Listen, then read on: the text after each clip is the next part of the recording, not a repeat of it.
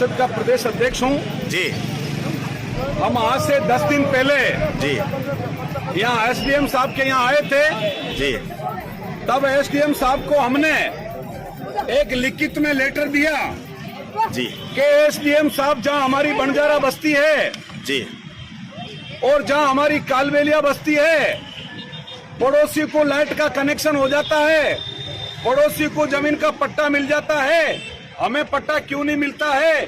पड़ोस की जमीन के पास फैक्ट्री के अंदर कनेक्शन हो जाता है, पड़ोस के पास मस्जिद है, वहाँ लाइट का कनेक्शन हो जाता है, और हमारे इन गरीबों को आप लाइट का कनेक्शन क्यों नहीं देते हो?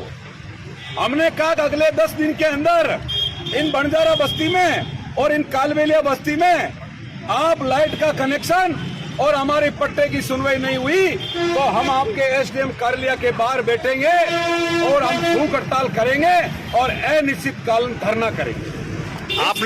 आपने कोई जो भूमि पड़त भूमि पे आप जो रह रहे हो कि आपके खुद का पट्टा है या कोई जमीन है उसका पट्टा नवीनीकरण नहीं हो रहा, या आपको ऐसी मांग है कि हमें पट्टा दिया जाए तो हम मकान बनाएंगे?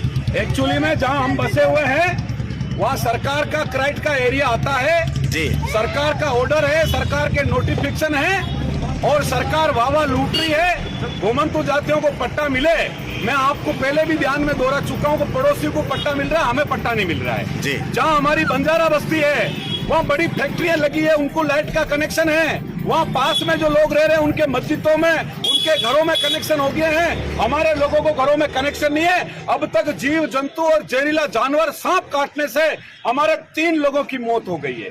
हमने ये कहा है कि ये 50 साल की पूरी जिंदगी हमने अंधेरे में गुजार दी है, ना पीने का पानी है, ना आने का रास्ता है, ना लाइट है। हम घुमंतु जाति के लोग हैं, हमारा भी राइट बनता है कि हमें शुद्ध पानी चाहिए, हमें लाइट का कनेक्शन चाहिए और हमें भी हमारे घर का पट्टा होना चाहिए और हमारी बहू बेटियां भी सुरक्षित रहे। अरे सरकार उजाला की बात करती है, अरे सरकार सुस्त भारत की बात करती है, सरकार गरीब घुमन दलित की बात करती है, सरकार अखबार के अंदर बैठ के और एसी के कमरों में बैठ के वावा लूटने की बात करती है। मैं कह रहा हूँ 1,23,00,000 घुमंतु जाति के लोग राजस्थान में निवास करते हैं। जब से राज्य सरकार बनी है 5,000 करोड़ रुपए का टैक्स दे दिया है। ये हमारे लोगों के टैक्स से एसडीएम साहब की तनख्वाह चुकती है, हमारे लोगों के टैक्स से थानादार जी की तनख्वाह चुकती है। और अभी एक ऐसा ही आता है और कहता है थाने के अंदर एसपी बुला रहे हैं। अरे भाई क्या हमें बुद्धू समझ रखा है क्या?